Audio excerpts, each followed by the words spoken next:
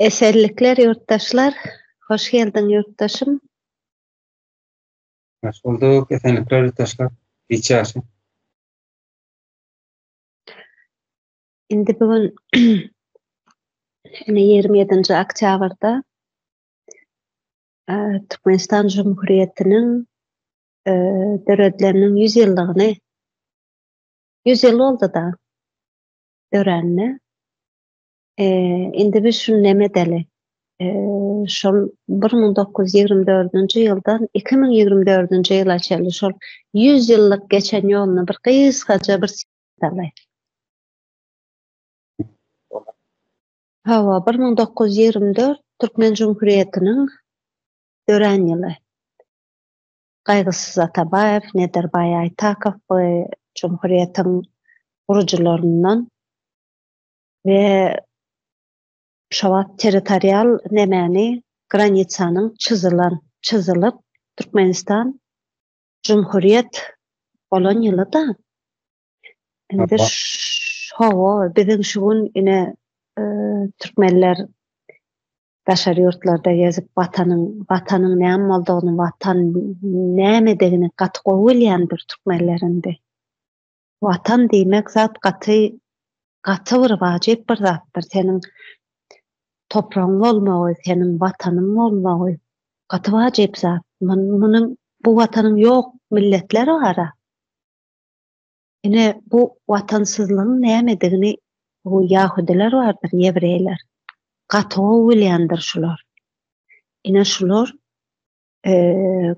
tarih boýunça topragy, watany bolmany neçe nemelere gyrgynçylyklar nemeden sezabar bolan bir milletdir Ýewreýler. Ine şu özleriniň nemelerine garşy. Olarda neme bardyr? Ýurt gurmak, gadagyn diýip ynançlary bardyr. Öz ynançlaryna garşy 1948-de may aýynda öz nemelerini ýurduny gurýarlar şular. Watanly bolýarlar we sebäbi tarih boýunça hawa neme görkezdi ki bulara. Watanyň bolmasa näme boljagy, nähil boljagy tarih bulara görkezdi. Bular tarih boýunça belki iň gyrgynçylyga kän ugraýan millet, Holokostlarda ýok edilen millet Ýewreýlerdir. Ine bugün Türkiýede de Kurtlar bardyr, watanymyzy gurjak diýip. Kurtlar, buluşlar, ýani milletler bardyr, bularyň watany ýokdur. Watansyzlyk diýmek gaty erbet zatdyr. Sen watanyň bolmasa ýöne sowurulup duran ýaprak ýanak bir zat-da. Ine şol Gaýgysız Atabaýew, Nederbaý Aýtakow bize watanım bar, watan diýen duýguny şular ýaşadan adam bize bular. Hakykatdan da bir toprağymyzy, watanymyzy guran adam gatda wajyp zatdyr bu. Özlerem şeýle bir akyllyca granitsany çyzypdyrlar belenler. Ine şöyle bir zat bar. O neme öňdüňe Türkistanyň bir oblasty bolýar. Neme? Türkmen Cumhuriyet diýenimiz bar, diňe nemeden ibaratdyr. Bir Türkistanyň bir oblasty bolýar. Soň neme diýerler? Hawa. Ondan soň nemeniň Hiba hanlygynyň bir kysmyny Buhara emirliginiň Hiba hanlygynda ene Daşawuz nemeni häzirki Daşawuz welaýaty alýar we Buhara emirliginden hem Çerje bilen Kerkin alýan bolmaly. We şo ýerde bara türkmenleriň iň köp ýaşan ýerlerini alýarlar. Granitsany çyzan wagtlary we seredinde türkmenleriň etnik granitsalary gaty gowy çyzýarlar bära, gaty şeýle bir gowy çyzýarlar belin. Ine Sowet Soýuzy dagan wagtda biz hiç neme granitsalarymyz bilen bagly problema hiç ýaşamadyk. Emma muny Orta Aziýada ýaşan döwletler bar. Özbegistan, Kyrgyzstan, Täjikistan, bular Fergana dolinasy bardyr ine. Nähili neme problemalar, ulu problemalar yaşadı şular sebebi. Bunların granitsalary şeýle çyzylan ki bir-birine girýärler bular. Gaty erwet çylşyrymly nemedilen granitsalar çyzylandylar.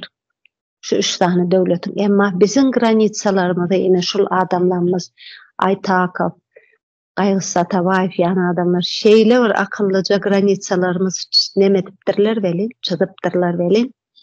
Biz hiç Sovet Soýuzdagan wagtdan hiç kile granitsa bilen bagly goňşularymyz bilen hiç problema ýaşamadyk. Şular bize watan duýgusyny ýaşatan, ine şuňda biziň watanymyz bar diýip bilýän bolsak bugün, biziň bir gidere topragymyz bar bolsa bugün, bütün ýani dünýäde entep ýörmedik bolsak şu gün, biz şu iki sanak adama borçlu biz watan üçin.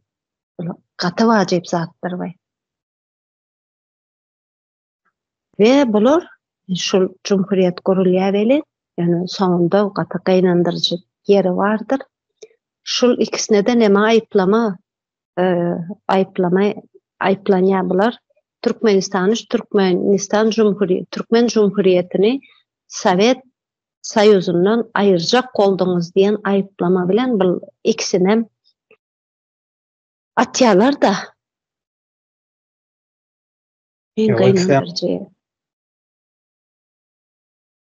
Ýa, şu arada sizin aýtjaklaryňyz bolsa aýdym.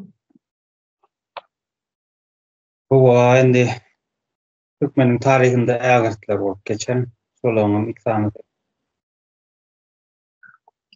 Ýakyn taryhymyzda diýsek. Ýa aýdyp geçdiňiz da 21-nji ýylyň 7-nji awgustynda şu wagtky Türkmenistan topraklary Türkistan oblastynyň Türkistan awtonom respublikasynyň ýani Türkmenistan oblasty bolup geçer. Türkmen oblasty. Ondan soň Gaýgys Atabaýew we Nedirbay Aytakowyň ýol başçylygynda 27-nji oktýabr 1924-nji ýylda Türkmen Respublikasy diýip adlandyrylyp taraçaçy edilýärdi. Bu adamlar aslında ne için çözüpdür bu taraçaçy? Böyle bunlara aýplamada ýanka içinden 1938-nji ýylda ikisine de aýplama bilýärler ýani. Atýarlar ikisine. Birine ýurdun içinde Nedirbay Aytakow, Gaýgys Atabaýew Moskwaga gidenler. Moskvada ýa. Bular bu başdan hem 24-nji ýylda Türkmenistan aýratyn respublika edenlerinde, ýani Cumhuriyet edenlerinde öz baştaklyk edinmek diýesinde gurulýar. Milli duýgular, millilik, dil, öz elipimiz bolan garaşy, öz edebiýatymyz urunda, ýani Muhammed Geldiýew, Ulu Atabaýew ýa-da bölik bar. Bu ýene de bu näçe edebiýatdan, dilden işleyen adamlar var da zahmet çeken adamlar. Şagirdler, aydınlar. Şu olaryň niyeti Türkmen topraklaryny medeniyet getirmek, köne Arapdan alan düşüncelerini basyp ýatyrmak, dinanyň mertebesini ýa o nemede durmuşda ornuny has ýokarlandyrmak üçin gatkä zahmet çekdirler. Ondan hem Akpaşa'da başta gelende Akpaşa bolup geldi. Türkmen topraklary basmanmak.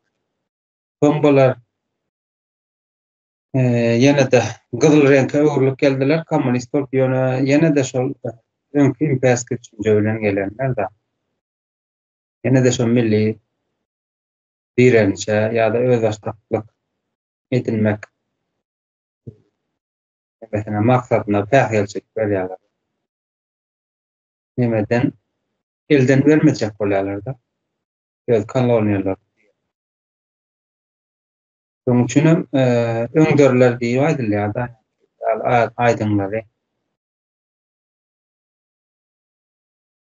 Nime, yüze çıkıp has milli herekete giriş verseler, yani öz direktivasyna taýyalım, seslerin direktivasinden uzaklaşsalar, ýok etmekle her türlü töhmetlerle ýok etmekler. Biriniň kellesi harapdyr, biri esere dönüklik etmekle aýtmakdyr. Ýene bir zatdan şeýdip aýdyňlanmaly ýok edipdirler. Ondan Cüneyt Han hereketi var. Olam 38-nji ýyl Owansana göç edýär diýip bir şöyle maglumat bar da gaýnaklarda. O 38-nji ýylym şu Atabaýewiň atylan ýyly Nagawat ýyllarda Cüneyt Han giden ýyly. Käbir neler var? Rus şownizmi ýaýradyjylar var media içinde. Cüneyt Han adyny garalajak bolýarlar ýa. Dahil boylan halka ertezlice ne berýärler da. Ýeňiljek ýuwdulaýmaly garalawjy hökmet atyp Cüneyt Han adyny garalajak bolýar. Aslında beýle däl. Şöýlerek ondan soň 38-nji ýyl Enestada elmedäki statistikalar bar da. 33-nji ýylda başlan açlyklar, Staliniň repressiýasy, sürgünler, ta 39-njy ýylaçylar gaty şöýler nemeler sifrlar çykýar, 55% halky ýurdundan göç edilipdir, açlykda öldürilipdir, repressiýada atylypdyr. Şonuň ýaly aýlygan nemeler çykýar da, prosesler ýa-ni. Bunu nemede alıp, periodlara bölüp nemede alıp olmasa? Senatalı. Eredine şöyle. Aha, aydın. Aydın. 1924-nji ýylda şöyle örneme var. Tanım var da. Elmede belgileri var. 2.500.000 gowrak türkmen var diýip geçýär ýurdun içinde. Ýani şol 1939-njy ýylda 1.250.000, yani 1.000.000 tanım gowrak adam ýa Staliniň repressiýasyna, sürgünlerine, emeli döretler tezwer bolýar. Mediada synasaňyz Gazakstanda açlyklarda köp maglumatlar bardyr. Hatta film düşürdiler, dokumental filme. Ýöne türkmeniň açlygy, emel açlygy barada Türkmenistanda bolup geçen emel açlyk barada hiç ýyly neme ýokdur mediada. Biligi ýok. Biziňki şu Gulokdan eşitme. Buram azajyk biligi var, olam daşa döwletli ýazarlaryň mesellerinde var. Yani makalalarynda geçýär azak ýene. Ýa-da biz öz türkmen tarihçilerimiz diýip özüni tanadyp döşüne urup görenler var. Bizler onumy işgäl diýip görenler var. Hem şunda hiç haýatynyň makalasyna gawat gelemdi. Ol 20-nji asyr diýär ýene Hazreti Google diýip bir zat bardyr internetde. Şonda çap edilmeli ýene şol kim bilýän bolsa tarihi maglumatlar bar bolsa dokumental bir durmuşundan alınan vakalar bolsa olar şol zatlar çap edilmeli ýa-da kitapda ýazyp galan bilen bütün halk bilen okdamy. Sen özüňi tarihçi hökmünde tanatjak bolsaň ýa öz işiň ustady boljak bolsaň, laýyk boljak bolan şol işe halkyna ýetirmelden şol nämäni nesiller öz şol guşaklaryna ýetirmeli da näme taryh wakalar. Ya daşar döwletleriň nämesinde öwrenip görmeli däl ama da öz taryhçylaryndan bolmalar. Böylerek Hawa näme diýdikinde 1924-de biziň Cumhuriyetimiz döredildi. Bir çatyna şahane türkmenleri ýyňladylar. Endi näme deli bar? 100 ýyllygy periodlara böleli. 1924-den 41-nji ýyla çelli alaly bir period olarak nämäniň owat ýaşaşyk ýaňy dören Cumhuriyet nämetýän wagty 41-nji ýyla çelli ösýän wagty da şo döwre näme gelýär? 24-nji ýyldan soň 1924-den soň kollektivizasiýa başlaýar da. Güýçli depkinde kollektivizasiýa başlaýar. Ve şo ýyllary 41-nji ýyla çelli bara nämäniň türkmenleriň näme Rus imperiýasyna garşy, ondan soň bolşeviklara garşy iň şiddetli garşy duran wagtlary da 1916-da näme Kokandda näme galýar? Basmaçylar dep bu Kokandda näme turýar? Gozgalan turýar bilen bütün näme Türkistana ýaýraýar şowa. Türkistana ýaýraýar we bu türkmen topragynda da bolýar. Biziň ene Cüneyt Han, Eziz Han ýarlaklar näme topraklaryny goramak üçin, elindäki barlyklaryny, topragyny goramak üçin garşy durýar da. Garşy durma bu ara tam şol 36-njy ýylla çelli daha dowam etýär. 36-njy ýylla çelli bara türkmen närdese 20 sene bu Rus basywalçylara garşy gaty ayak direp durýar. Ýöne şu gelen bolşevikler yani gynansak da bizim ene şol Eziz Han, Cüneyt Han diýen adamlary bize tarihi ýalyndan ýazyp bize düşman basmaçy edip näme edilýär, görkezilýär. Ýöne olaram ene şu Göktepe'däki biz Göktepe'däki nemeler Nurberdi Han, Mahtumulu Han şu Göktepe'de söwüşen hemmesine kahraman diýen bolsak, ene şol Cüneyt Han, Eziz Han biziň milli kahramanlarymyzdyr. Bize bulary basmaçy diýip görkezdi. Basmaçy diýmek näme? Bir ýurdu basyp almak diýmek. Ya sen öz ýurduňy, sen Türkmenistan, sen bir ýurda gidip basyp alaňa, seniň ýurduňa bir Rus gelýär, Rus bolşevikler gelýär, basyp alýar we sen olara garşy ýurduň goranlygyny sen näme gelip basmaçy bolýar? Gel bize bu bizim milli kahramanlarymyzy da bize düşman edip görkezdiler. Ve şu ýerde bara şowa näme etdiler? Milleti ikiye böldüler däni bara basmaçylar diýip türkmene garşy goýma şo ýerde başlaýar da. Türkmene garşy goýup aslında 36-njy ýyla çelli bara ýurdun içinde grajdan söwüşi boldy diýip hasar etýänler. Ýok, sadä bir belli geçeýin. 1933-nji ýylda Balkanda, häzirki Balkan welaýaty geçenlerde dähli kırgınçylyk diýip bar. Mediada gözleseňiz kitaplar bar, onu belligem bar. Şu taýda Kızıllar yani bir owany gyrgyna berdiler yani bir jara salypdyrlar da şu taýda oktan geçirdiler da garap. Çağa diýmenderler, gary diýmenler hemmetini gyrypdyrlar. Häzir hem şu taýda gyrgynçylyk geçilen ýerde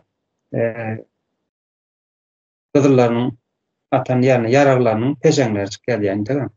Mediada badyr şol dähli gyrgynçylyk. Ne şol diňe bilinýänleri diňe ýekejek tarih ortaga çykyp bar ýa-da. Ne dowam edýär. Hawa şol ýyllara şo perioda 1924-den 41-e çelli 1930-njy ýyllardaky repressiýada berýär. Şol repressiýalarda bara Stalin repressiýasy diýilýär. Kızıl terör diýilen ady bardyr munyň. Gaty neme arasaçylyk geçirýärler we gaty kän gatlaklara neme täsir etýär wara. Partiýa, hökümet işgärleriniň gaty köpüni şo wagt repressiýa edýärler. Gaty kyrgynçylyk döwrüne denk gelýär-de. Ve şol 24-den 41-nji ýyla çelli bara gaty kän kyrgynçylyklar geçirdi ýaşaýardy. Şol wagt türkmeniň ruhuny, türkmeni bir adajyk neme dip bu başyny kesmek üçin gaty kän tagallalar edýär bolşewikler. Sebäbi türkmeniň şo wagt iň gazaply nemesi üçin söwüşip duran wagtyda ýurda bermejek bolup, ýurda gelen basyp aljyny kowjak bolup, bu period ýani türkmeniň basyp alja garşy dik duran wagty diýip atlandyryp bilýäs aslynda. 41-nji ýyla şelli. Dine hile bilen bastırdı diýip bilýäs-de berdi. Sebäbi şöyle wurdat bar ýa basmaçylar ine Frunzanyň bir aýdan gepi bar. Bular basmaçy däl diýipdir. Şu öýden bular basmaçy däl diýipdir. Sebäbi basmaçy bolan bolsa biz bulary basyp alardyk diýipdir. Sebäbi bularyň sany kän bolan. Gaty kän gatlak bulara neme basmaçylaryň hataryna ine Cüneyt Hanyň, Eziz Hanyň nemesine goşulanlar. Gaty kän diýe o wagtda döwür. Şo wagt bara dine hile bilen aldylar da hile bilen dine türkmeni ikiye bölüp dine hile bilen yalan neme ýazyp tarih ýazyp yalan maglumatlar bilen alyp bildiler. Bu ýanky türkmeniň 24-nji ýyldan 41-nji ýyla şel iň kanly döwrüdür. Iň näçe nemeni sürgün etdiler. Ine ata tiresi vardır. Iň kän sürgün edilen tire. Meniň hem nemelerim babamdagyny sürgün etdiler. Özbekistana. Gaty kän kyrgynçylyk, sürgün, deportasiýa, kan çaýkadylar, kan. Ene kän Awganistana gaçdy, Eýrana gaçdy, ýöne Gyzyl gana birediler da şo wagt. Türkmenistan bu period türkmeniň iň kanly periodu diýip bilýäs biz muňa. Indi geçerli ikinci periodu bu da 41-45 ikinci dünýä söwüşiniň periodu. Munda da türkmen gaty kän türkmen gitdi şo wagt bara. Türkmeniň sany elimizde takyk anak statistika ýok. Sebäbine arhivler açylman soň biz bularyň anak statistikasyny bilemzok. Ýöne Google'a, internetdäki nemelere salgylanyp aýtýasda. 1 milyon töwereg adam bar eken şo wagt Türkmenistanda. 1 milyona ýakyn adam bar eken, şonuň mara 22 miňi, 25 miňe ýakyn erkegi urşa gitipdirler da. 25 miňe ýakyn erkegi 25 miň mi ýa 200 miň midi şo bar, anyk bilemok. 25 miň hiç adam däl. Yok 200 miň bolup biler, ýalňyş bilýän, ýalňyş bilýän 200 miňe ýakyn, ýalňyşmasam bolmaly. Ve şo wagt bara kän şo wagtda mene 1 milyon ýanak adam gaty kän kyrgynçylyk bolýar. Gaty sebäbi nemeniň şol wagt repressiýadan soň eýem neme galmady da. Adam galmady iýbererlik. Barca galan adamam tütüp hemmesini neme urşa iýberdiler beli. Urşada hiç taýlyksız girdi bilýäňiz. Sowet Soýuzy bütün Stalinski repressiýadan soň ejizlen bir ýurt bardy. Bütün nemeler kadrowy rabotniklar, spesialistler, bütün harby nemeleri hemmesini basandan soň bara 43-nji ýyla şelli Lentliz gelýän çağdaşar ýurtdan gaty neme çekdi esser. Gaty kän adam öldü şo wagtlar 43-nji ýyllarda esasan getip gaty kän повестка gelýärdi, ölýärdik. Bütün Orta Aziýa döwletlerine da aynı şekilde gaty kän повесткалар gelýär. Gaty kän adamy gyrdyrdylar ular bara. Bu da ýani nemeniň beýnandyrjy bir ýagdaý. Şonda Türkmenistan hem adam merdi, hem paxta, et, traktor, gelin altın kümüşlerini çelle bar dadyny syparyp aldylar da üstüne evakuasiya edilen nemelerem şol urşun bolup duran ýerindäki evakuasiya adamlaryny getirip olaram bakda Türkmen şowa getiren nemeleri göçürüp getirenlerem işlepde Türkmen şowa odak var kıyın döwürleriniň biri oldu Türkmen üçin. Siz bu wagtda näme aýtyp bilersiňiz? Ince ursdöwlerem Türkmen ýene ýol topragy üçin döwüş ýa-da görkezlýär propaganda bilen aslında ýene de şo dowam üçin döwüş davam eder. 40-njy ýyllar diýerler, soňky Siriýalara çelle gidip 79-89 Awganistanda ýerleşdi.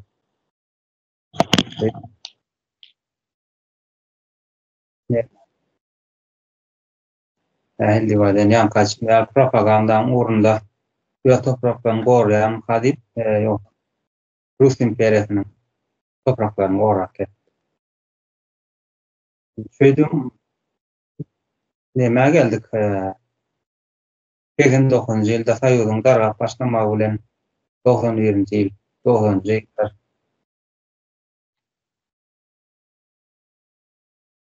90-njy ýylda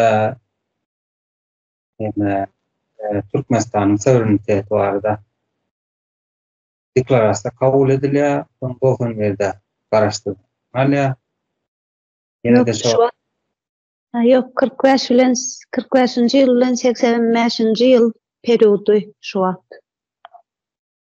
Perioda böyle nemede otursa 1941-45 aýtdyk dämi? 41-45 uruş döwrüne aýdyp otur şu wagt. Oy, ýa kalaçynda 700 demel statistikada var 700 tonna gowrak altyn çaý tepleri gidýär. Gelmegilden. Ondan soň ekinçilik, ondan soň newit pas ýogy işledilip Balkan vilayatynyň demir ýollary, demir ýollary, Balkan vilayatyndaky portlar wadyr, newit portlary ýürüde.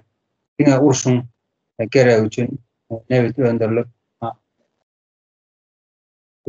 döwüşiň gidip duran ýerine uğradylypdyr. Ýene de şo balyk önümlerem ýene de şo taýy. Urşuň geregine diýip uğradylar. Ýene de et önümleri, ondan soň eşikmi, eşik diýjekmi, öýrülen nemeler. Şo wagtlar owalar erkeklik alypdyr diýen ýalda köp agyr işlere denanlar gidipdir. Ya palmalan bolsa, ekin ekmelen bolsa, buğday döwmelen bolsa, ýaş çagalar bilen denalan gerdenden çykdyr da bara. Başlyk çekilip ol uzaklygyň agyr işleýär gelip aşamam nan yemek ýok, paýok bilen buğday berilýär eken. Belli ölçegde. Näme döwren ýa-da ýyl bolup başlama. Hanne Ýazypyň kultunyň ýaýran ýyllarynda bir filmem çykardylar, çagalar näme çöplýär. Buğday. Şonda atın üstünde bir gadir ýa-da çagalar näme durandyr, gamçylap durandyr. Şonda denan maşgala bir gyýyp çagalan tarawan çalyp ýa-da näme üçin degen bolar, degme bolar, ağaçlar. Şonda da bir san däni üçinem ýani atywa çekçek bolup dur da ýerinde galan halky. Ýene toplap berýän şol adamlar ýene de atwada gidýän şol adam. Öz toprağımızda Bir däne buğday almada hakkımız ýok ekende. Owa. Ya neme eken da? Bu imperial topraklar eken. Havarmada mı yok eken? Şol döwürler agronom diýdi, başlyk brigadir diýdi. Nerede bir ahlaksyz adam däl. Görünüşindäki adamlardan goýulupdyr da, öz halkyna öz zulüm edip bilen adamlardan. Zaten şu neme arada meclisde daýdylandyr. Bu diňe bir böl bilinen böyle tahtwazarda. Yani dinarlara çella er urupdurlar da şol brigadirler, başlyklar. Şo brigadirlerin kuşaklary ine Arapçada nesil bolýar, ine Türkçede kuşak diýilýär. İzdaky dowam edip gelen kuşaklar şu wagt polisede Mehmedi işläp böyle. Bu adam halky taýaklatdy. Hawa. Bu diňe tahtwazarda ol geçen däldir, ýöletende de bolandyr başga. Ýurdun hem ýerinde de bolandyr. Ya işine ahlaksyz adam, yaramaz adam, işine ýarýar, imperiýanyň işine ýarýar, öz halkyny öz taýaklaýar.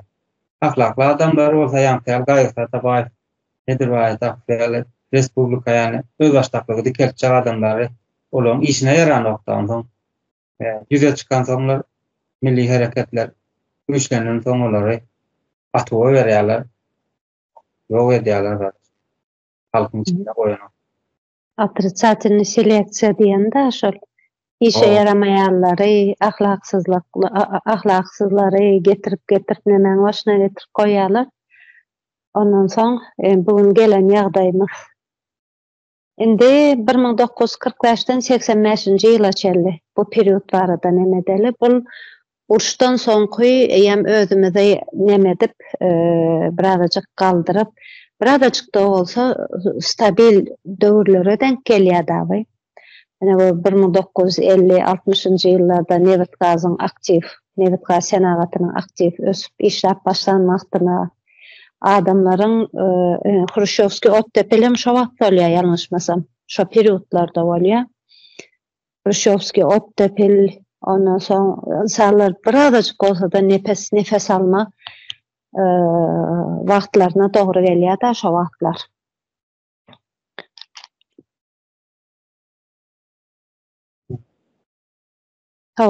Şol wagtdan mara, şol wagt meniň pikirimçe bara türkmeniň ýokasyk intelligensiýasy şo wagt dörep başlaýar. Sebäbi eýem göz ýetirýärler da bu 41-45 urşunyň dowamında eýem 41 urşdan soň sowuk söwüş başlaýar. Şo period sowuk söwüşe de denk gelýär.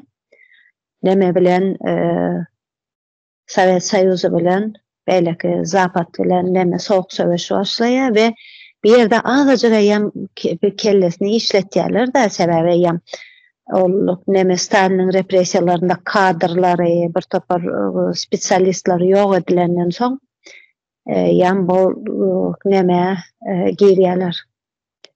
Ýarışa giren soň sowuk söwüşde ýam sana birazajyk bolsa da kellesini işletýän kadrlar gerek bolýar. Şonuň üçin bu 41-nji ýyldan 85-nji ýyla şeýle birazajyk adamlara sowluk berýär we türkmen intelligensiýasy şol ýokasyk türkmen intelligensiýasy eminne şol döwürde, şu periodda döreýärmika diýenler. Siz näme diýäňiz bu period barada? Owa soň ýurtdaşy bilen ýani günwatar bilen näme girjek, ýarşa girjek. Teknologiýanyň önümçüligi gerek da gelişimi gerek. Onam kim gelişdirmeli? Adamlar. Şowatym gonka вооружения bolýar, dämi? Gonka вооружения. Şowatym şol meýdanda mal bakan bilen meýdanda arpa buğdaýa paxtek beren daýhan bilen bolmaýada welişler mecburi okatmaly bolýar. Dedim Türkmenlerde bazda kende açmyras öz işini ufaklary spesialistler görän bolmady. Imperiýanyň hiç rahbidi ýok da milli Yani milli değer kaldırmak etinde yok da 66-njy ýyl muhabyr Kasam şo nebit nebeti kazajak açılıp 67-nji ýyl bolýarmy? Şonda gazajokdy. Iň uly mestarajdenýalar açak gazda boýça. o şöyle olmaly. Kasam demediler de yani yönetinde Osman yatak vardır şu kaptanla kamp koydular yöne açık bir nokta. Bir neçe vakitler bir yanı oldu da. Sol ocağım şöyler nemedilipdir. Aktarlar. Nemedilipdir. Belli ağzını bekler koydurlar yani. Çok adam katken kilolar puk vardı. Nemedilen de ağzı beklen koyulun. Gerek var bu da. Giden veri. Onu yöne Türkmenistan suatı hükümetlik bölgeden terör topar bizler açtık yer yok. O sayı devre edilip koyulan son gerek var. Bunun yani inteligentsel mecbur özüne inteligentsel dörtmeli mecbur olmadı ve Türkmeni Türkmen için aydın görülmegini istemeyadi. O şol wagt onsoň neme bar? Milli duygu barda şo wagt insanlarymyzda sebäbi milli duyguýdan birazajyk bolsa-da milli duyguýny östürmek zorundadyr bular. Sebäbi urş bolup dura, urşu adamy näde goýbermeli bolýar? Patriotizm gerek urşa goýbermek üçin. Dogry dämi?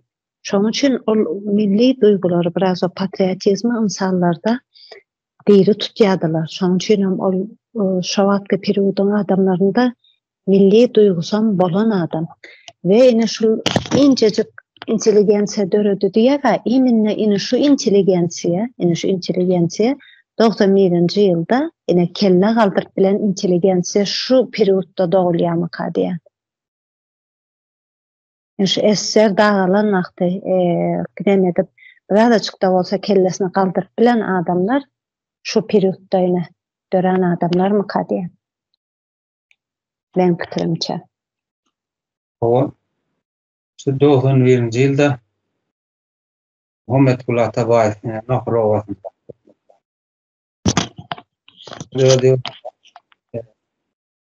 Owasynda mektep açan öz puluna mektep açan. Şonuň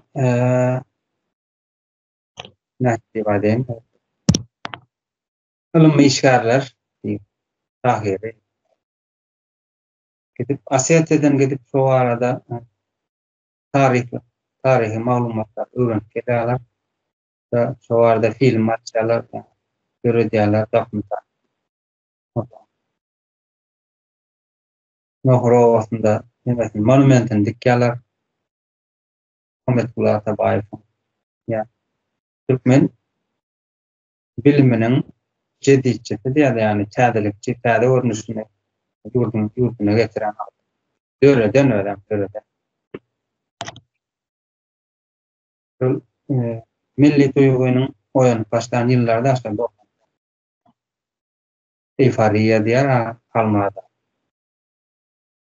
Ýa-da wagty birinki boldy endi öz başdaklyk umurundaky hereketler da.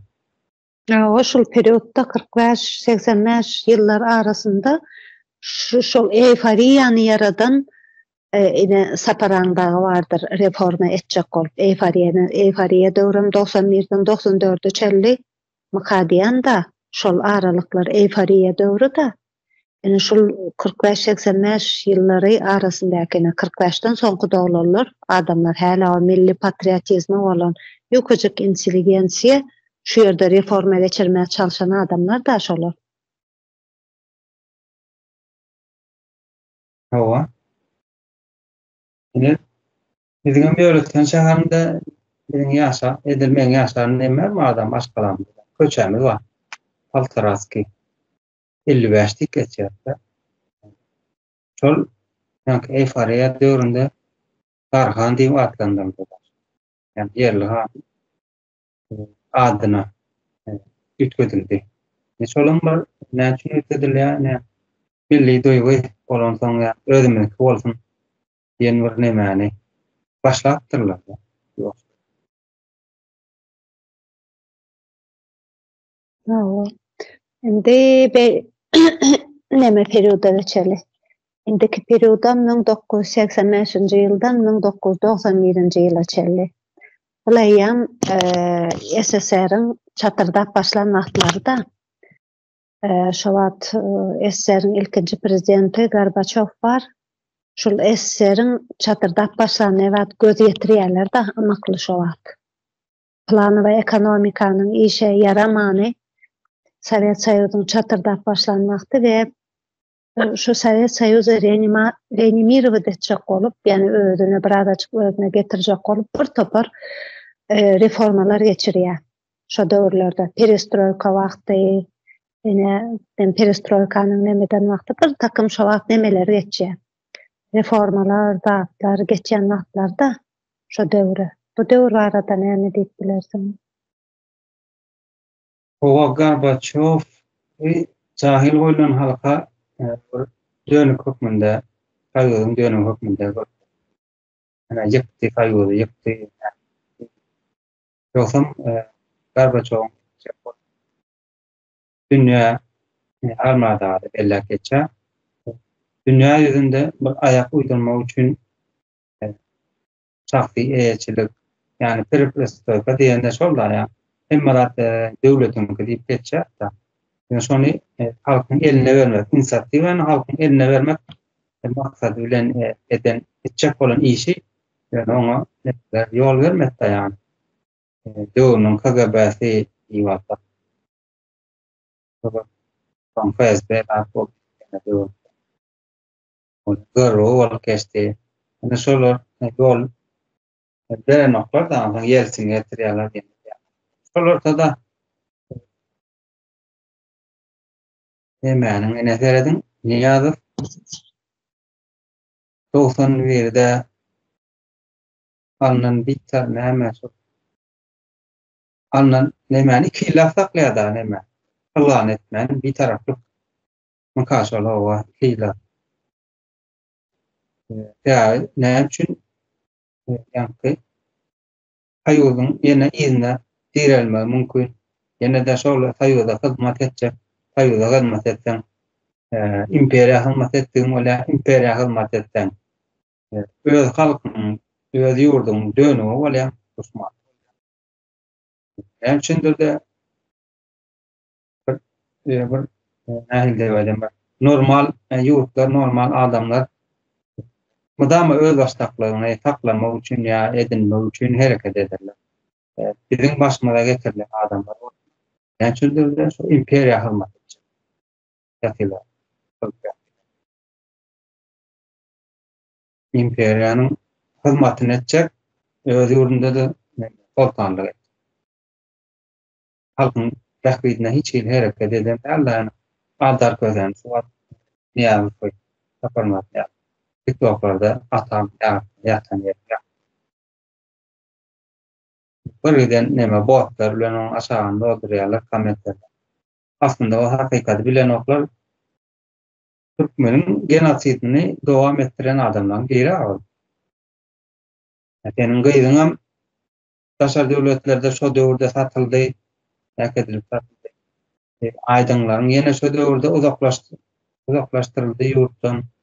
İşet bildiğim. Öz ýaly dönükleri, ahlaklıları üşürdü de adaşına. Dedim, nämäniň Türkmen topraklaryň, Türkmen milletiň topragyna sömürgesi dowam etdi, milletiň genosid dowam. Hawa näme? Ol önde bu 1990'da 1990-njy ýyllarda şol näme döwri perestroikadan bir topar politiski, ekonomiski reformalaryň bolup duran wagtda we 1990-njy ýyllarda biz nämämiz 22-nji awgustda suverenitet barada deklarasiya. Bizim Verhovna Sovet Türkmen Respublikasynyň Verhovna Sovetinde suverenitet baradaky deklarasiýasy alınýar. Özerklik barada deklarasiýa alınýar. Şoňat özerk bolýas. Ondan soň 27-nji oktýabryň 1991-nji ýylda da nemeden garaşsyzlygymyz barada referendum geçirilýär. Ve şu wagtky statistika boýunça 93%, yani bütün öňkü SSR ýurtlaryň içinde iň köp prosent okgan biz alýas, şeýlelik bilen biz garaşsyzlygymyzy alýas, garaşsyzlygymyzy aldyk diýip nemedilýär. Hasap edilýär. Ondan soň bul biziň eýem Sowet Soýuzundan çykyp garaşsyzlyk döwrüne geçelinde, o da 1991-nji ýyldan 2006-njy ýyla çelli Saparmurat Niýazowyň, ýani özüne türkmen aşy diýen adamyň döwrü başlaýar. Bu döwrüm näme diýelim ona? Tam 1991-den 94-e çelli eýforiýa döwrü diýýärsäz. Şol wagt ýanky adamlaryň garaşsyzlygy, ýene biz aýry ýurt bolduk diýip insanlaryň joşup zat edip, ýene saparaň, ýani adamlaryň reforma geçirip düşüp görüp, şol adamlar eýem görüp, haýsy ýoldan gitmeligini görüp, ekonomiski bir takım reformalary edip, bu halky refaha çykarjak bolýan döwürlerde şo wagt eýforiýa, insanlaryň joşup, täze nemäniň başlamasy bilen ruhlary galdyrylyp, demeden period bar, 3-4 ýyllyk neme bar, eýforiýa döwrü bar. Ýöne ondan soň eýem nemäniň totalitar türkmen aşyryň şu Niýazowyň häzirki näme diýip atlandyrsak, totalitar bir rejimiň saltanatyňmy diýelim, näme diýel, hanlygyňmy fundamenti goýan döwrü başlaýarda. Men özüme türkmeniň başy diýip, türkmen menden döredi diýip, täze bir bilmeýän, aýry bir döwlet menden başlady, türkmen menden başlady diýen, ýani özüne türkmen başy adyny berip, kult lichnost, şo wagt şahsiýet kultuny getirip, neme dip şol nemäniň saltanatyň fundamentini goýan adam bolýar da, şonda neme getirip ruhnamanyň, ýani meşhur bir ruhnama, mekteplerde ruhnamany okany, hatda var şo wagtlar neme prava neme tapşyrýan, egzamin tapşyrýan. Şonda da ruhnamany soraýan ekenler da. İlla bütün institutlar, mektepler diýäs şol prava egzamin sürmek üçin, maşyn sürmek üçin egzamine giren wagtda şo ruhnamadan egzamin bermeleken da. Bütün ýerde ruhnama okudylyp, türkmeniň başy, türkmen Niýazowy türkmeniň başy edip görkezilip, şo wagt näme diýär? Şol totalitar nemäniň rejimiň aslında totalitaram däl-däni welin şol nemäniň döredilen asliýetinde aňyrdan gelýän Sowet rejiminiň dowamyny alyp giden adam mykadiýan da. Siz näme diýäňiz buna? Owa, indi şu taýda ýa Salmurat agany ýurtdaşyna çykan.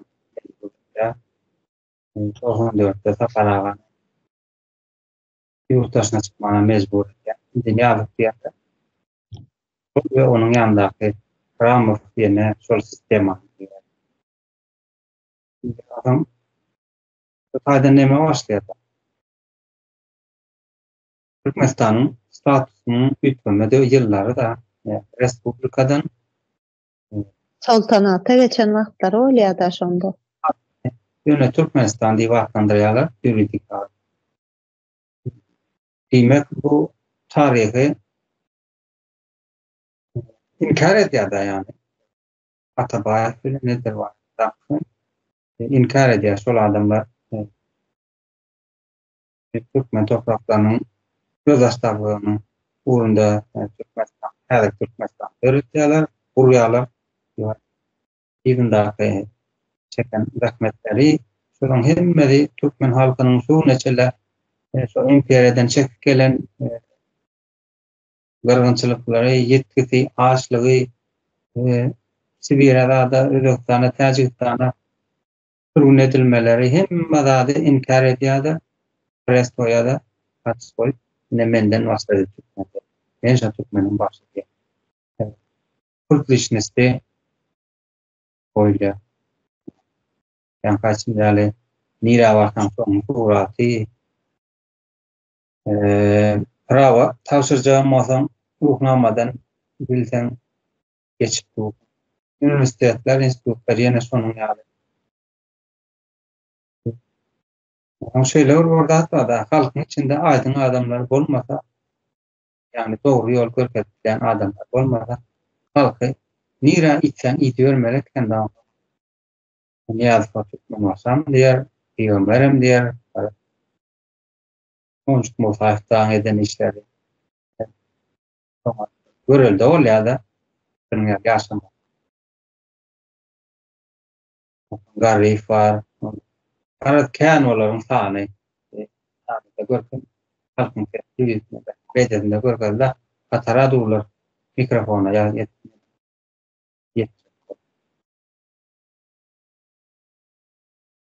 kurtuluşunuz da ne yok kaldırıldı tarih okan yakta okan bağırsa yurttaşın George Orwell'in 1984 emme zatlar barlar.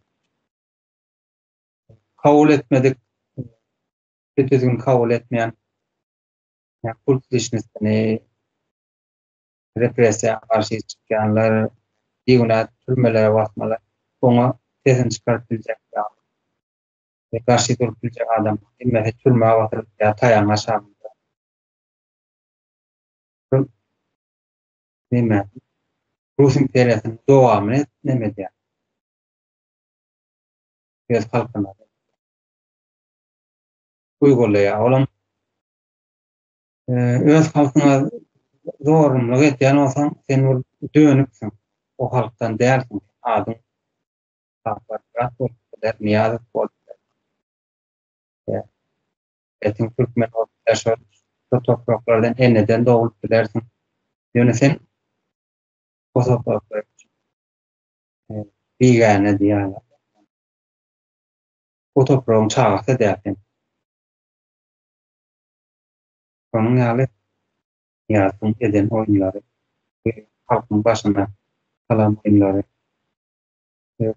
Nemani neme monumentlerin sinet kurun mesela hiç tarafı yoktur yani Türkiye'likten.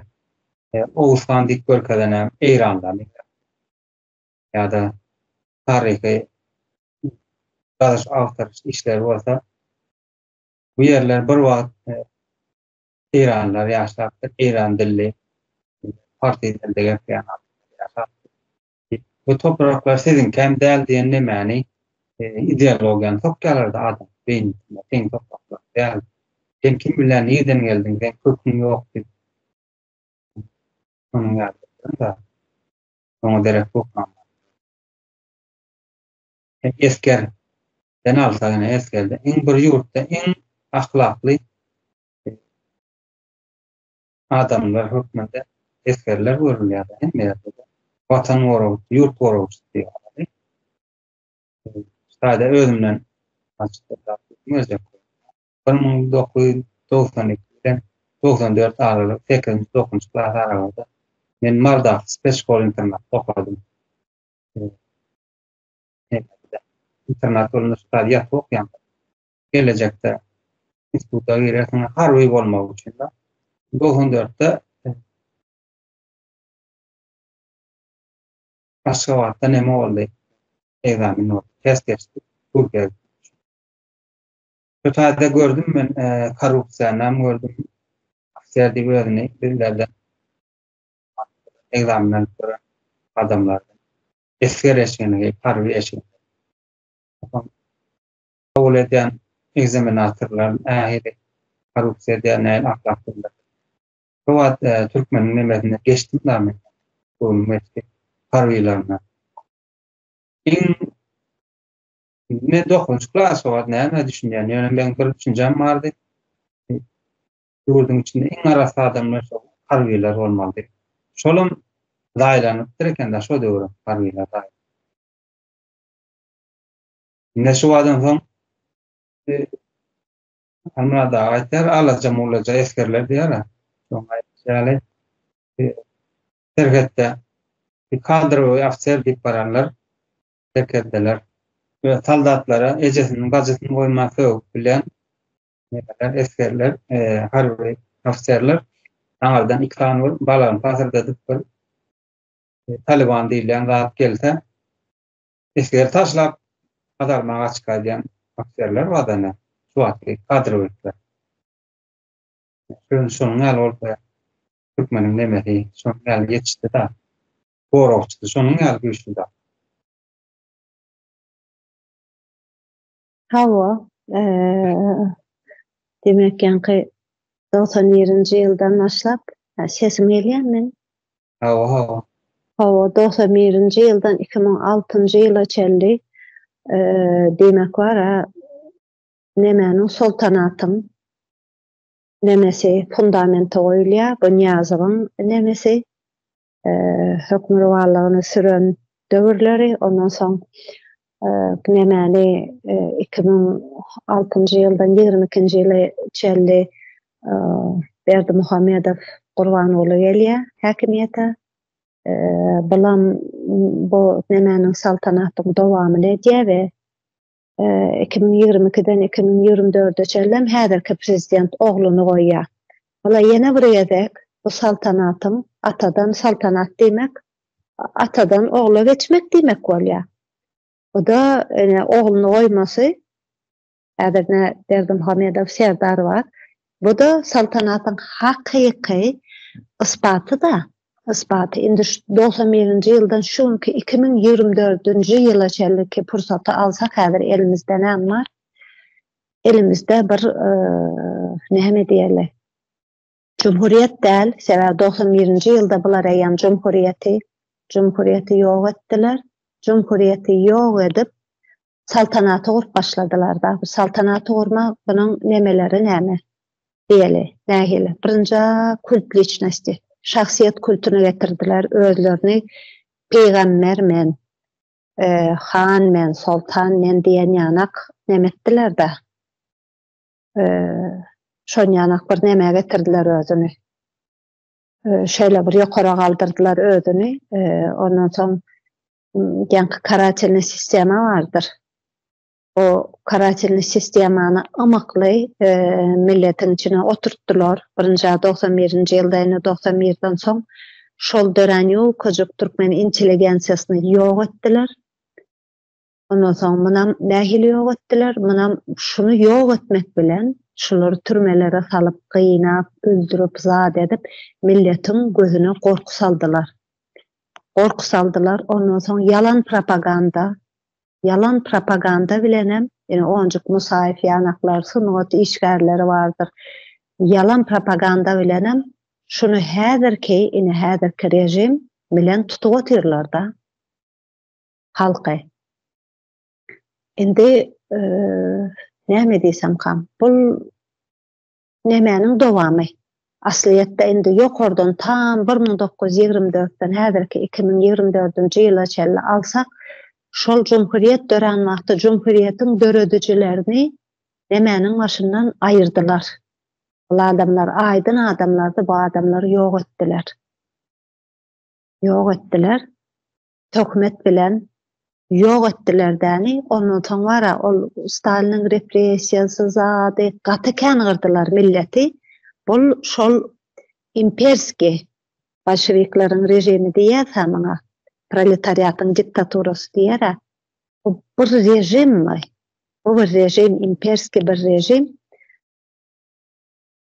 Näme diýerler? Türkmenistan bir koloniýa ýanak. Mana bir Türkmenskaya Respublika zat ýa-da Sovetskaya Sosialistiskaya Respublika bu nemeleriň Sovet Respublikaların Soyuzu zat diyen fasadın aşağında aslında bu imperski rejimi yöretip gelen Sovetski Soyuz var.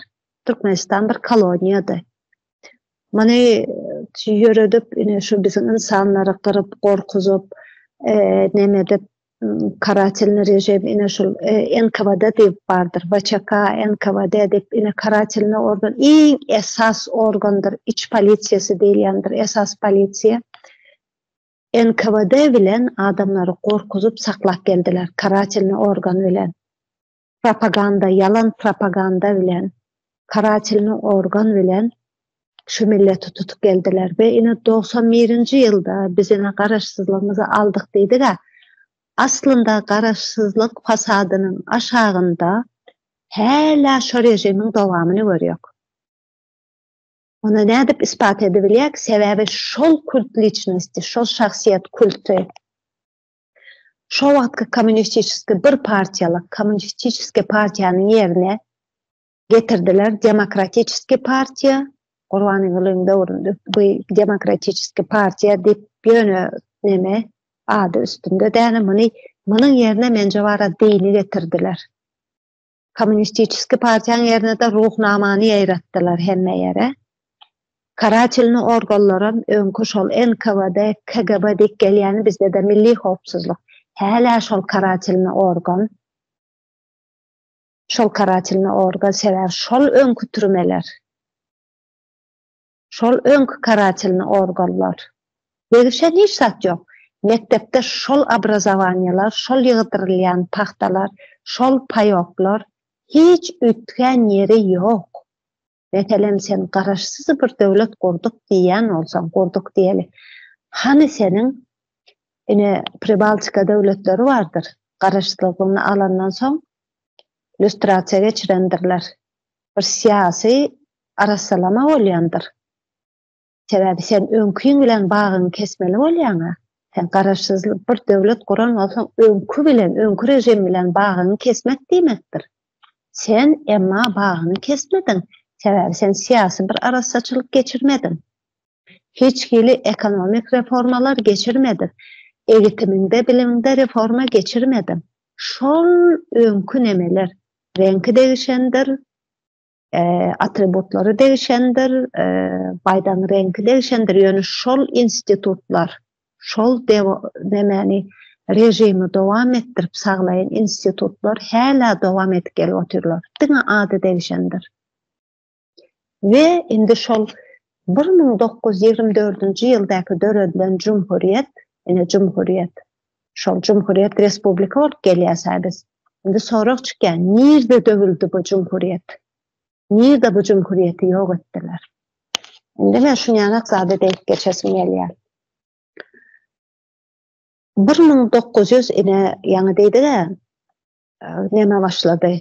Gorbaçowyň döwründe perestroika, bir topar siýasy reformalar, ekonomik reformalar başlatdydy-da, şonda 1990-njy ýylda Türkmenskaya Respublika, Türkmenistan Türkmen Respublikasynyň ýokary soweti bilen suverenitet baradaky deklarasiýasy kabul edildi.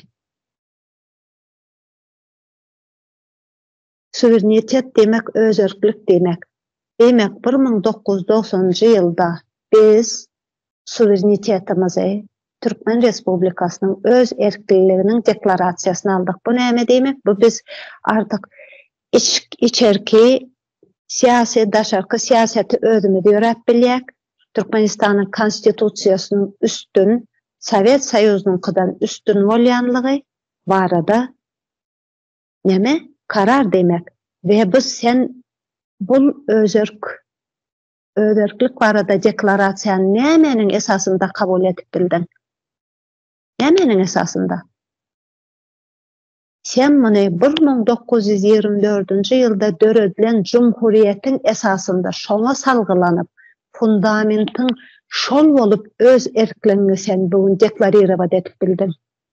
Senin eger 1924-nji ýylda ol Cumhuriyet gurulmadyk bolsaň sen bugün 1990-njy ýylda öz erkligiň barada deklarasiýany kabul edip bilmezdin.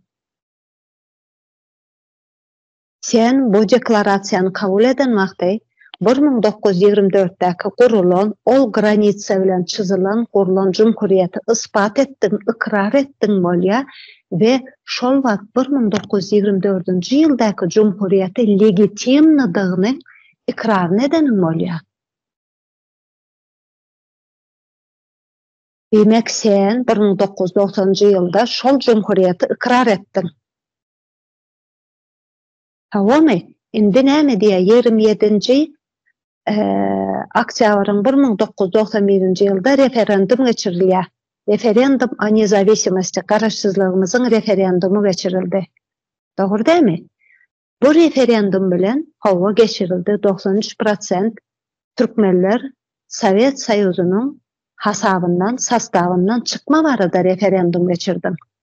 Emma sen 1990-njy ýyldaky o deklarasiýada näme diýilýär? Sen Sowet Soýuzynyň hataryna öz erkiň bilen dogowaryň esasynda girdiň we öz erkiň bilen islen wagtyň ol soýuzdan çykyp bilmek hakyň bar diýilýär şu deklarasiýada. Öz erklik deklarasiýasynda sen 1991-nji ýylda garaşsyzlygyny alan wagty sen diňeje öz erkiň bilen referendum, diňe öz erkiň bilen o Sowet Soýuzynyň hasabyndan çykdyň boldy. Senin ol garaşsyzlyk günüň däl. Senin diňe Sowet Soýuzynyň hasabyndan öz erkiň bilen çykmakdy ol.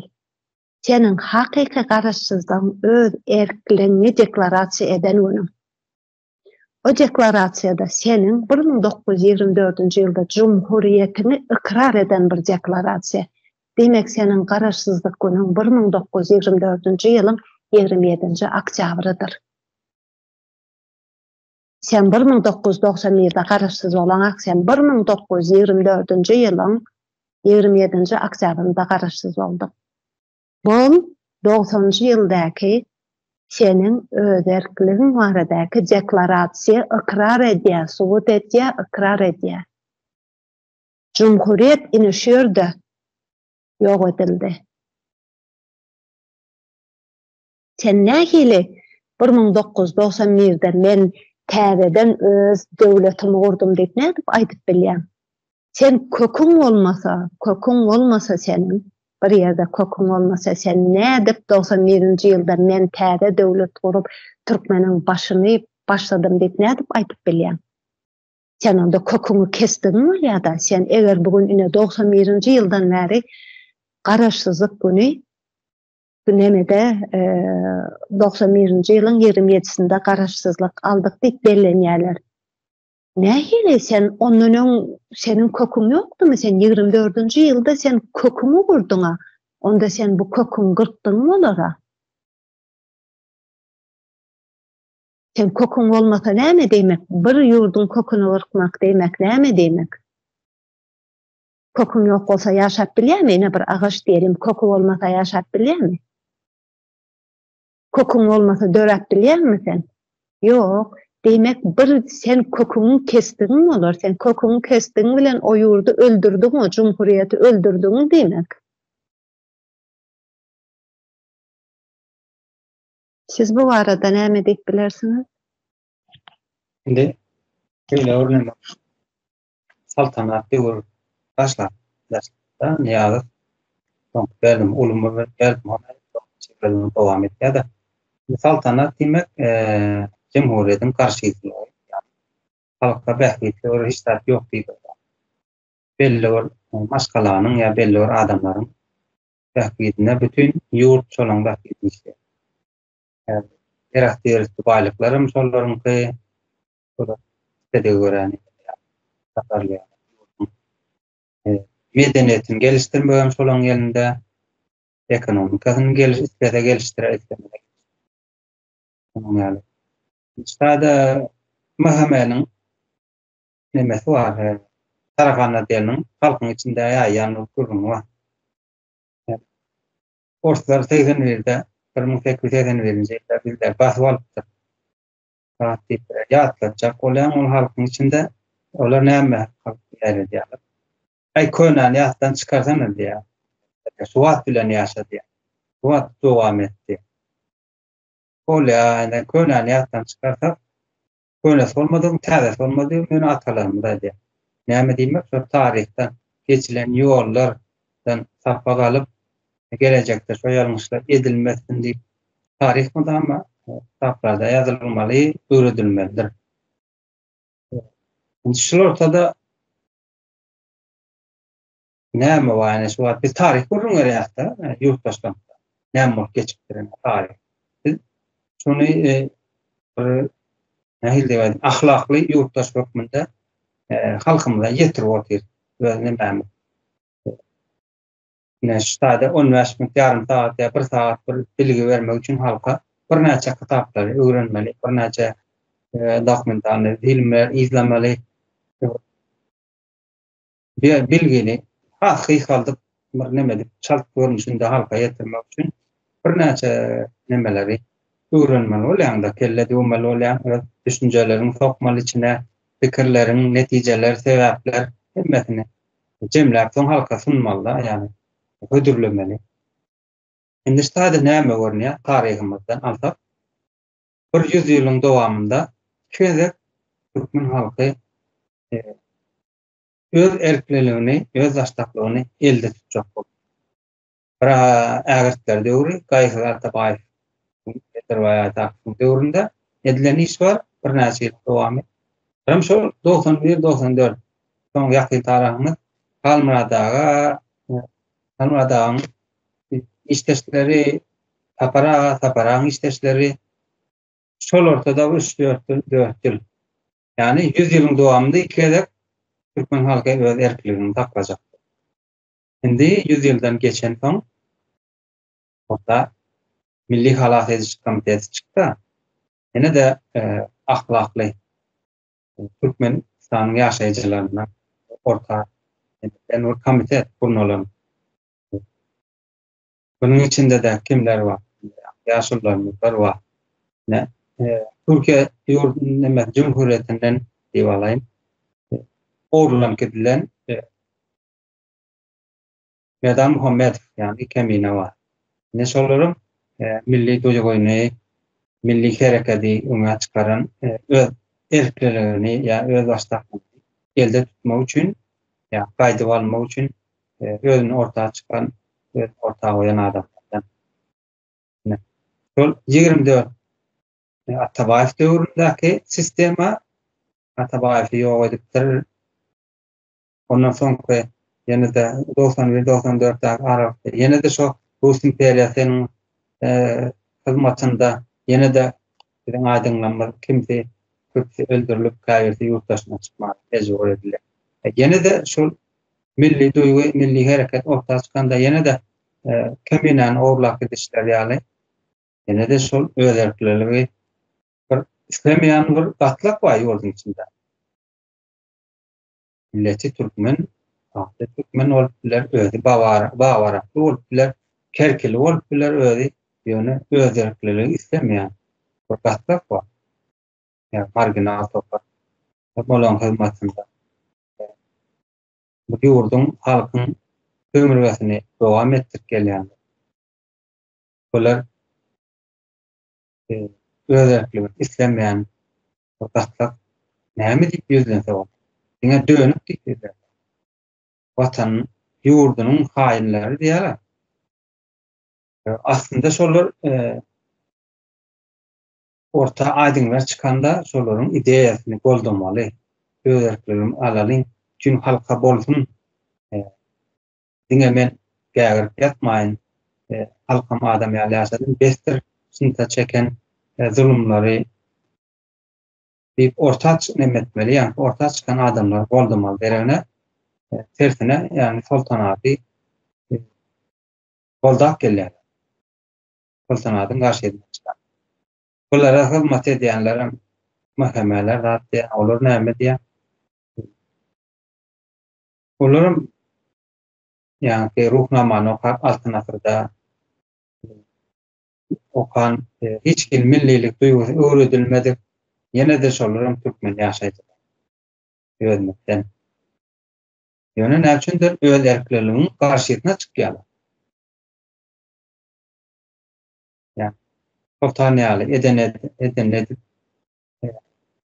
besbirediýär durmuşda ýaşamagy halyan bolmaly. Yani el urjak istäni atjak, ýani arada oturup hemme ýölesenli bul joglaryny urup öldürüşler ýaly aýdylan etmedik, hyzmat etmediň urup öldürjek.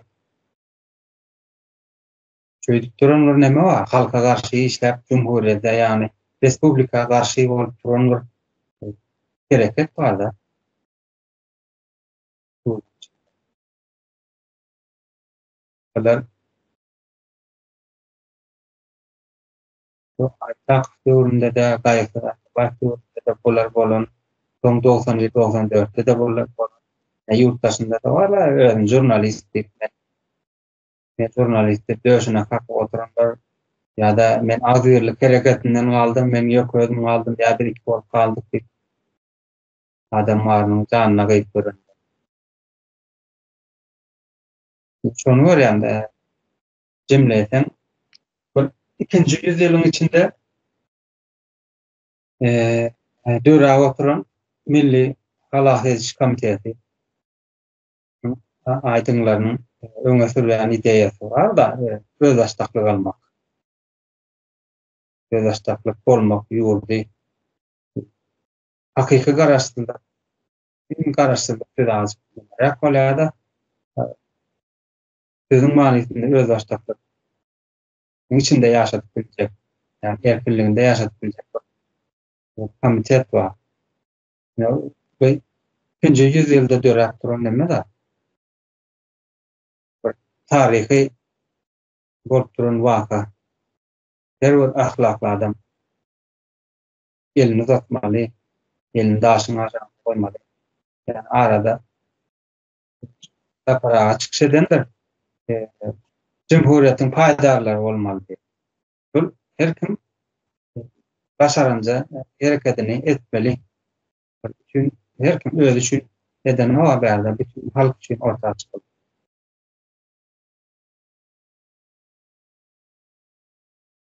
Yani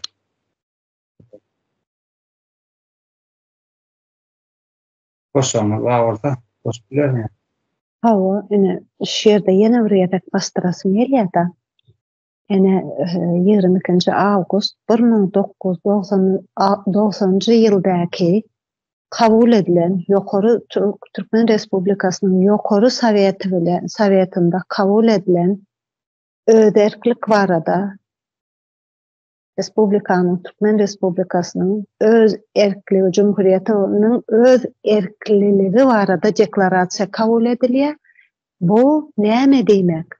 Bu deklarasiýa men 1924-nji ýylyň 27-nji oktýabrynda döredilen Türkmen Cumhuriyetini ikrar edýäs diýip deklarasiýa. Şonu ikrar edýäs, şol legitimni, şol granitsanyň içinde döredilen şo cemhuriyet, şonu biz ikrar edýäs, şo cemhuriyet legitimni diýip deklarasiýa kabul edýärler. Bu hem fakt hem ýuridik bir dokumentdir. Bunu hiç kim inkar edip bilmeýär. Ve bugün 27-nji oktýabrda 100 ýyllygynda Cumhuriýetiň 100 ýyllygynda itiň gününe berdiler. Alabaýyň güni. Bu nämäni görkezýär bize? Ol şol nämäniň ýurduň başynda oturanlaryň ne legitimli boldugyny, legitim dälligini görkezýär.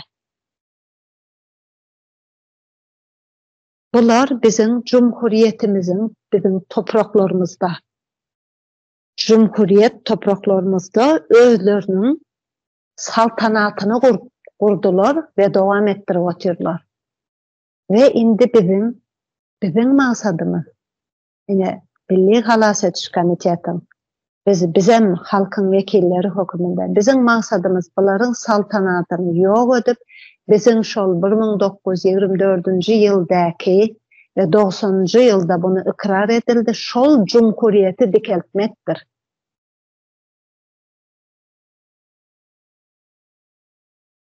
Ya, doğru. Doğru, siz Bizim milletin öňünde, bizim halkyň öňünde şeýle bir sorag dur. Saltanatda ýaşamak isleýäňizmi? Ine häzirki bolup berşiňiz saltanat diýler muňa. Edenetdilik diýler muňa. Ýa-da hakyky jumhuriýetde ýaşamak isleýäňizmi? Şeýle sorag bizim nemeň öňünde. Halkymyzyň öňünde şu wagt. Ve ine näme diýilýär? Kritik dönem diýilýär, kırılma nokta diýilýär, näme diýilýär ve biz ine bugün karar vermek mecburiyetinde. Saltanatda ýaşamak isleýärmi, ýa hakyky jumhuriýetde ýaşamak isleýärmi? Saltanatyň netijelerini gördük bugün. Türkmenine bütün dünýäde ne mertebesi galdy.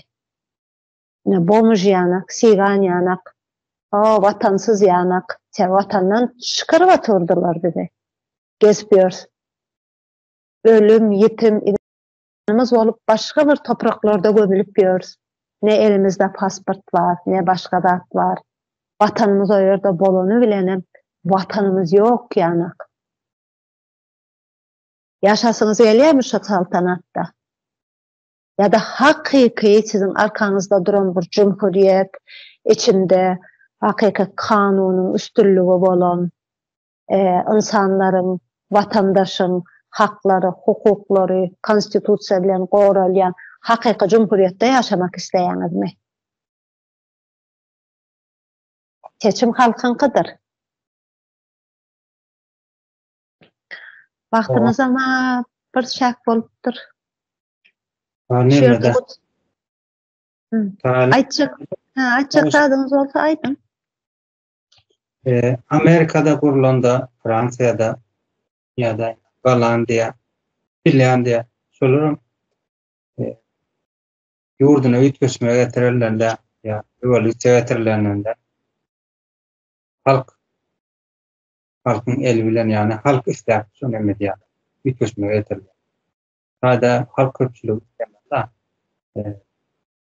İl kuruluşu yani cumhuriyet ya da saltanat devam etmiyor.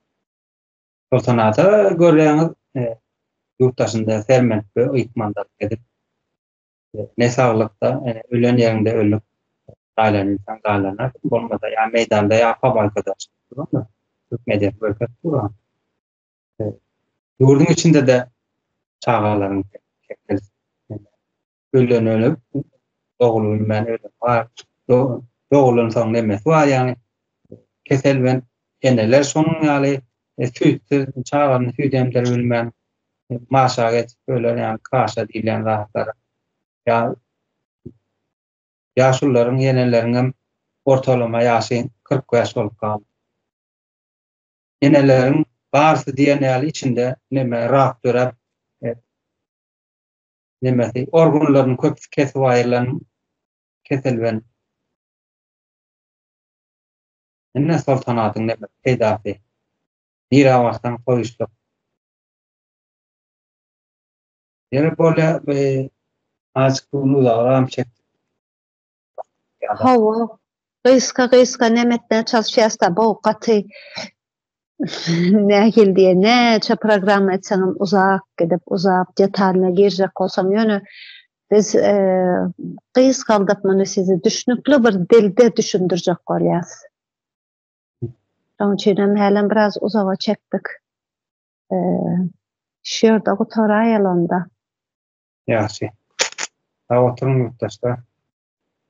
Bolya, sağ olun.